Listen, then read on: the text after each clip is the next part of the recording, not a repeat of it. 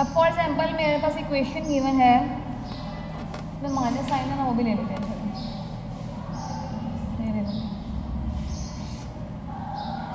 System of equation given है,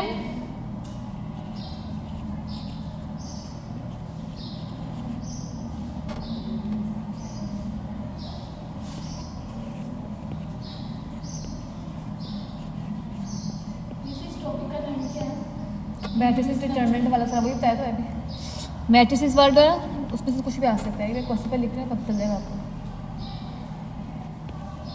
ये भी मैं क्वेश्चन खुद से ले रही हूँ इसमें से।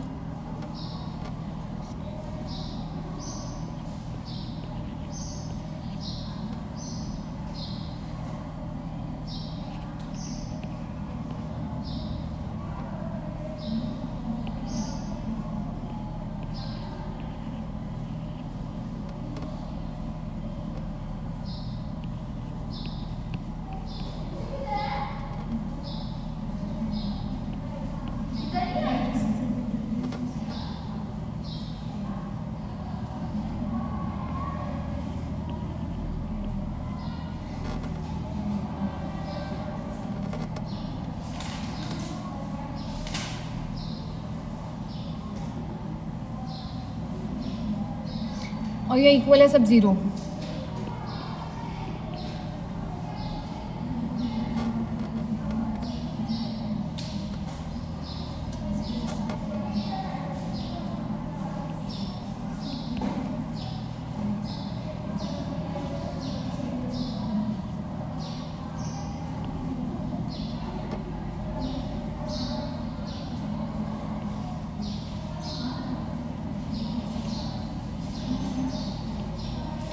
रिड्यूस्ड एशेलन फॉर्म, ठीक है, इससे हमने सॉल्व करना है। फॉर एग्जांपल अब हमारे पास सिस्टम ऑफ इक्वेशंस गिवन है और वो कह रहे हैं इसको आप सॉल्व करें रिड्यूस्ड एशेलन फॉर्म में। आपने क्रैमर रूल यूज़ नहीं करना, आपने इन्वर्स मेथड यूज़ नहीं करना, रिड्यूस्ड एशेलन फॉर्म से इसको सॉल्व करना है। सिंपली रिड्यूस्ड एशेलन फॉर्म में आपने क्या करना है, अब कुछ भी इक्वेशन हो सकती है आपके पास, कोई भी सिस्टम ऑफ इक्वेशन हो सकती हैं। अब इसमें बुक में क्वेश्चन जो मुझे यही मिले हैं जो इक्वल के साथ तमाम जो है ना वो 0 वैल्यूज है, ये होमोजेनियस इक्वेशन है। इक्वल की राइट साइड पे तमाम में 0 है, ऐसा ही है, ये होमोजेनियस इक्वेशन है। आपके पास उधर कोई नंबर कुछ भी हो सकता है, वैल्यूज भी हो सकते हैं, कोई नंबर भी हो सकता है, सबका सेम मेथड ही होगा। सिंपली क्या करना है, हमने अपने सिस्टम ऑफ इक्वेशन को कन्वर्ट करना है इनटू मैट्रिक्स फॉर्म। इसको पहले मैट्रिक्स के फॉर्म में कन्वर्ट कर लें।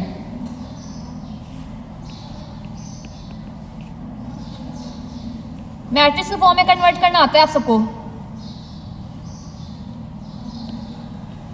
साइन जो अगर आपके पास माइनस का साइन है तो वो भी साथ आएगा, ठीक है।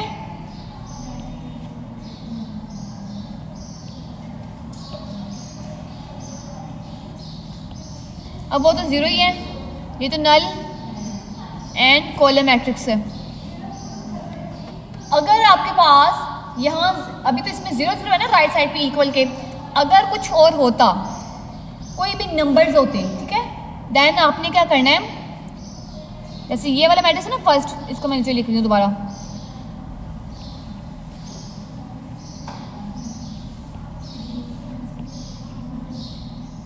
अभी भी मैं जरा साथ ही लिख रही हूँ,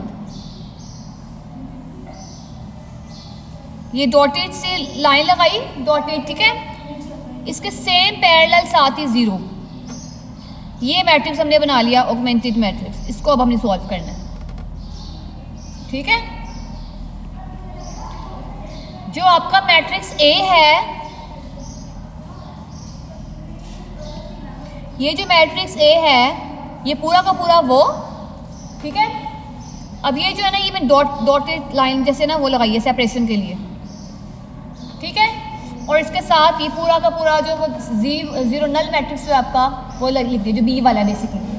अब हमने क्या करना है, हमने इसके जो हमने इसको रिड्यूस्ड एशेलन फॉर्म में कन्वर्ट करना है। जो इसके डायगोनल वैल्यूज है ना मैट्रिक्स में, ये जो ब्लू वाला मैंने फर्स्ट किया है, आपने इन डायगोनल वैल्यूज को 1 बनाना है। रिड्यूस्ड एशेलन फॉर्म में करना क्या होता है, जो डायगोनल वैल्यूज हैं उनको 1 बनाना है, उससे ऊपर वाली वैल्यूज और उससे नीचे वाली वैल्यूज तमाम 0 करनी है। यानी कि आपने upper triangular matrix and lower triangular matrix, पता है ना, अपर ट्रायंगुलर मैट्रिक्स और लोअर ट्रायंगुलर मैट्रिक्स दोनों बनाने। अब उसको बनाने के लिए सिंपली बेसिक क्या है, 1 है हमारे पास। देखिए सबसे पहला स्टेप मैंने आपको बोला कि डायगोनल वैल्यू से हमारे पास 1 होनी चाहिए। अब सबसे पहला स्टेप आपने क्या करना है कि आपने चेक करना है कि जो हमारी वेरी फर्स्ट वैल्यू है, फर्स्ट रो का फर्स्ट कॉलम, वो फर्स्ट एंट्री हमारे पास 1 होनी चाहिए। इस केस में तो ऑलरेडी है। अगर 1 नहीं है, इन केस नहीं है, तो आप इसको 1 बनाएं, ठीक है। हो सकता है सेकंड रो में 1 फर्स्ट एंट्री 1 हो सकता है थर्ड रो में फर्स्ट एंट्री 1 हो। अगर ऐसा है तो फिर आराम से इंटरचेंज कर लें, वो ज़्यादा आसान है। अगर नहीं है तो फिर आप खुद 1 बनाएं। कैसे? पूरी फर्स्ट रो को, फॉर एग्जांपल अगर यहाँ पर लिखा होता 3, पहला नंबर, पहला एलिमेंट 3 लिखा होता, मुझे चाहिए 1, तो मैंने पूरी रो 1 को 3 से डिवाइड कर देना था। 3 को 3 से डिवाइड करने 1 नहीं आता है ना। अगर नहीं है तो आपने उसको बनाना है 1। अगर है, अभी तो है, फर्स्ट स्टेप ये हो गया, आपने 1 बनाना है, हो गया। अब नेक्स्ट स्टेप क्या है, 1 से जो नीचे वाली वैल्यूज़ हैं फर्स्ट कॉलम की, जो बाकी वैल्यूज़ हैं उसको हमने 0 करना है, ठीक है। अब हमें सबसे पहले किसको 0 करना है, 2 को 0 करना है। और वो कौन सी रो है, सेकेंड रो है। हम क्या करते हैं,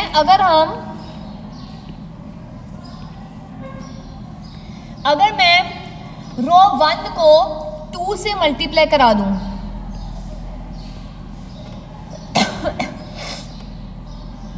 अगर रो 1 को मैं 2 से मल्टीप्लाई कराऊं और फिर देन रो 2 को उसमें से माइनस कर दूं, कि 0 बन जाएगा ये।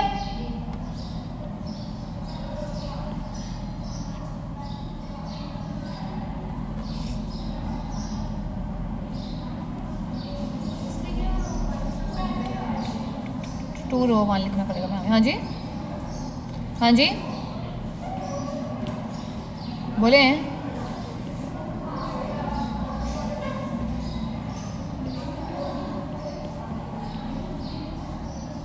बोले क्या कह रहे हैं?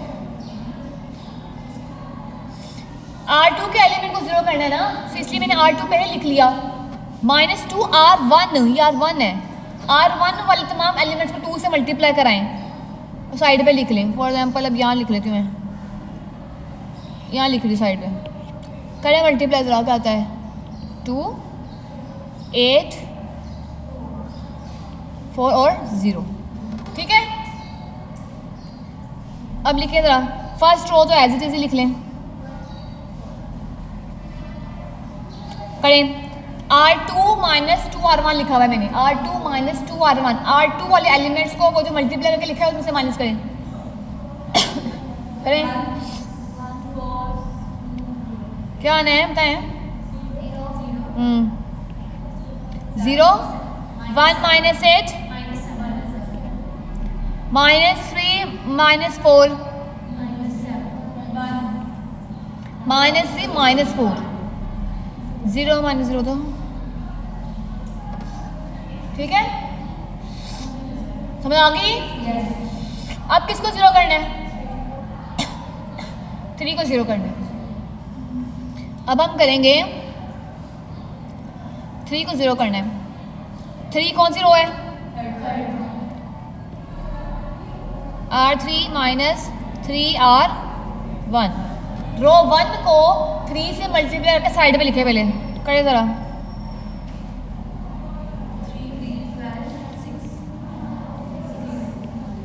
करें, अब जो पूरी रो 3 है ना आपकी, उसको वो जो मैंने आंसर्स लिखे हैं मल्टीप्लाई करके उसमें से माइनस करें। 2, 1 मिनट, 2 - 10 हाँ जी, -4 - 6,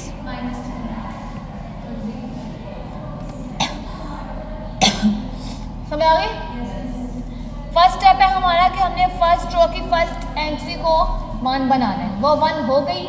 बाकी नीचे वाली लोअर वैल्यूज को 0 करना इजीली है। जिसको 0 करना होता है उससे उस रो को मल्टीप्लाई करा देते हैं कि माइनस कर लेते हैं।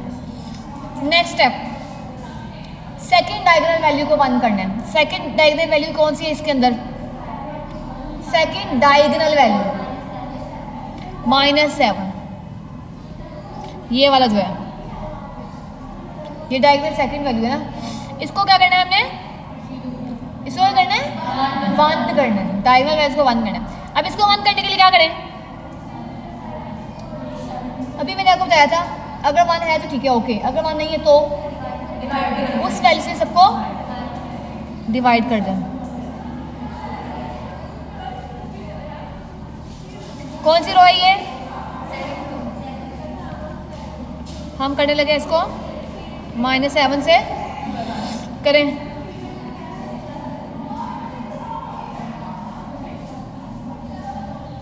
जीरो बाय 7 0, -7 बाय -7 1, -7 बाय -7 1, और 0 बाय 0 0।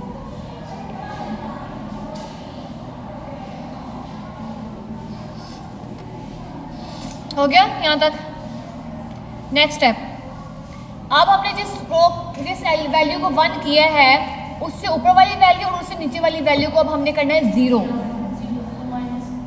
बताएं क्या करें?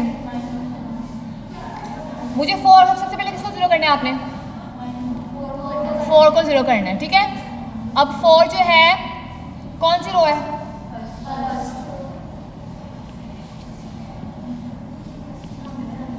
कौन सी रो है? फर्स्ट रो है। क्या करेंगे हम? रो 2 को 4 से मल्टीप्लाई करा देंगे और फिर देन R1 को उसमें से करें मल्टीप्लाई। हुआ पहले साइड पे कर लेते हैं। रो 2 को 4 से मल्टीप्लाई करें 0, ठीक है। करें माइनस रो 1 -4R2, वो जो मैंने 0 वो लिखे ना ब्लू माइनस करें 1 - 0 4 - 4 0, 2 - 4 0 - 0 0, सेकेंड एज इट इज। और किसको 0 करना है अब?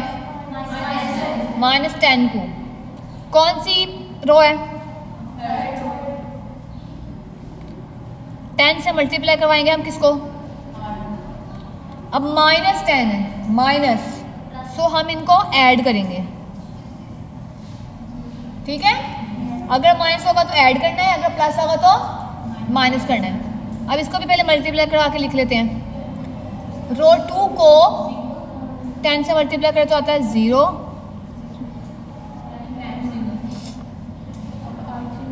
करें R3 को उसमें से कर ले तो ऐड 0 + 0 0 0 0 और अगेन 0 ही आता है।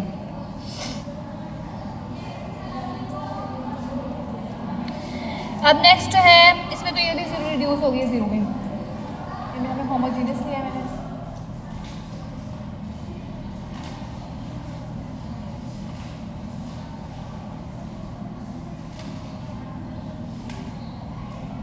क्या था क्वेश्चन?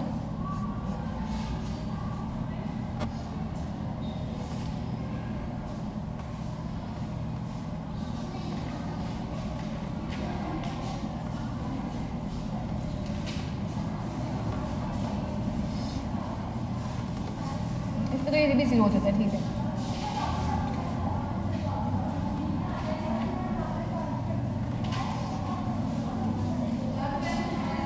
ये होमोजेनियस इक्वेशन हमने ली है ना, ये होमोजेनियस हमने ली है। इसमें राइट साइड पे ये हमारे पास तमाम वैल्यूज जो है वो 0 है, ठीक है।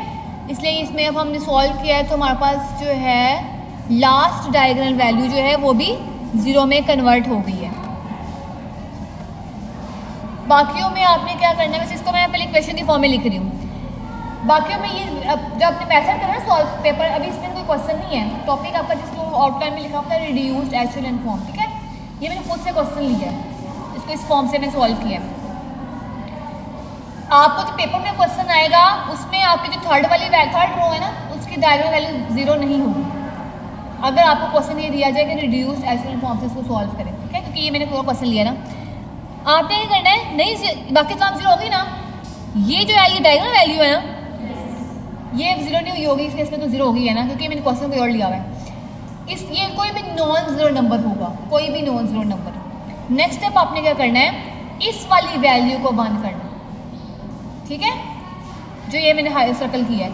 जो भी वैल्यू होगी है, फॉर एग्जाम्पल अगर 1 है तो ओके, अगर 1 नहीं है उससे आपने इस पूरी रो को कर देना है डिवाइड। कर दिया डिवाइड, वो क्या बन जाएगा 1। जब वो 1 बन गया, इन दोनों को आपने कर देना है 0, जैसे अभी मैंने कराया आपको, ठीक है। जब वो 0 हो जाएगा छोड़ देना है। फिर अब नेक्स्ट क्या करना है उसके बाद,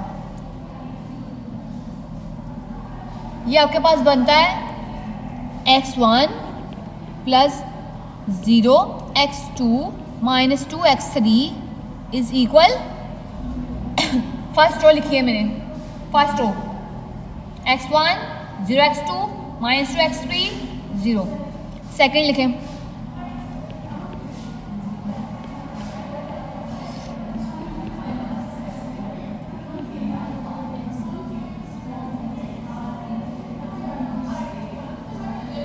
अब इस केस में तो ये 0 हो गया ना लास्ट, उसमें 0 नहीं होगी, ठीक है। अब इन केस में वैसे रैंडम लिख रही हूँ कि इन केस 0 नहीं हुई, हम कंसीडर करेंगे 0 नहीं हुई। फॉर एग्जाम्पल हाँ 1 आया हुआ है यहाँ, 1 x3, या आप कुछ भी नंबर ले लें, ठीक है। जब 0 नहीं होगी ना क्या होगा, अब मैंने लिखा है मैट्रिक्स को इन टर्म्स ऑफ इक्वेशंस, जिस इसके कोएफिशिएंट 0 है वो ख़त्म कर दें।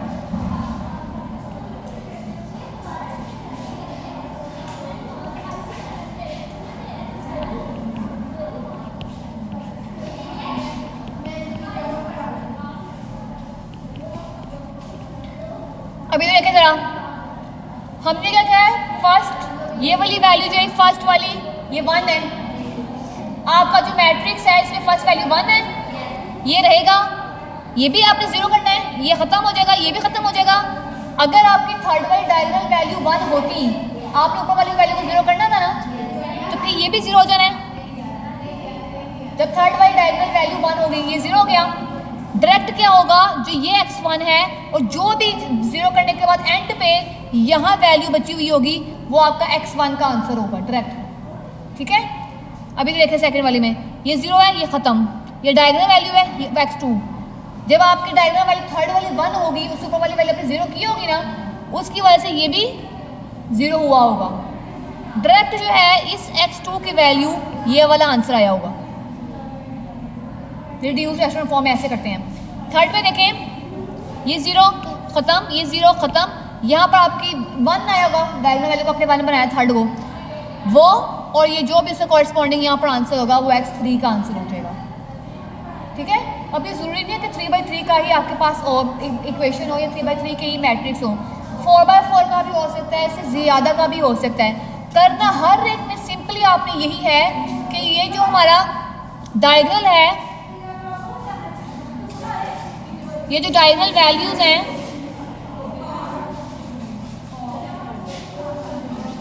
इन डायगोनल वैल्यूज को करना होता है 1 और उससे ऊपर और उससे नीचे वाली वैल्यूज को कर देना होता है 0। जब आपने इनको 1 कर दिया तो डायरेक्ट x1 का ये वाला आंसर आ जाता है, x2 का ये वाला आंसर आ जाता है और x3 का ये वाला आंसर आ जाता है, एंड वाला वेरी लास्ट। समझ आ गई है। अब ये क्वेश्चन जो है ये मैंने रैंडम लिया आपकी बुक में से, ये फर्स्ट की बुक में